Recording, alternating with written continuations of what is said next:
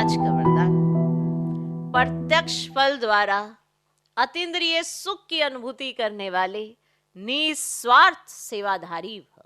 सतयुग में संगम के कर्म का फल मिलेगा, लेकिन यहाँ बाप का बनने से प्रत्यक्ष फल वर्षे के रूप में मिलता है। सेवा की और सेवा करने के साथ साथ खुशी मिली। जो याद में रहकर निस्वार्थ भाव से सेवा करते हैं उन्हें सेवा का प्रत्यक्ष फल अवश्य मिलता है।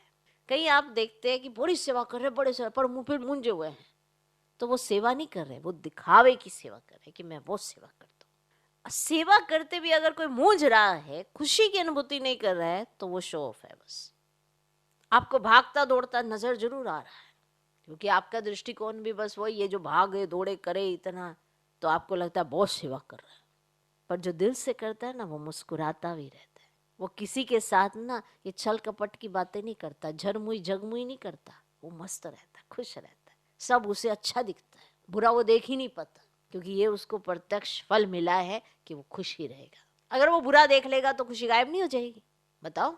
तो फिर वो क्या सेवा कर रहा है? दिखावे की और निस्वार्थ भाव की सेवा नहीं है। ऐसे बड़े बड़े हैं, कलयुगी बच्चे रहते हैं, तो उन्हें संगम युग की थ्योरी समझ ही नहीं आती है कि होता क्या है। तो निस्वार्थ भाव से सेवा करते हैं, उन्हें सेवा का प्रत्यक्ष फल अवश्य मिलता है।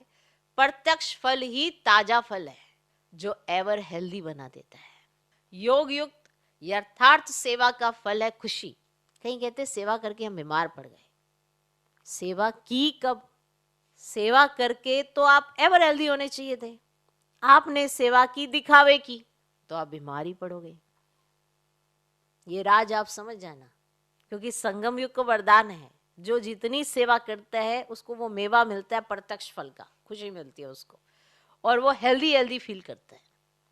लेकिन अगर आप सेवा करके बीमार पड़ गए तो आप समझ जाना, आप दिखावे की सेवा कर रहे थे, अब आपको ये गिफ्ट मिल गया माया की तरफ से, बीमारी।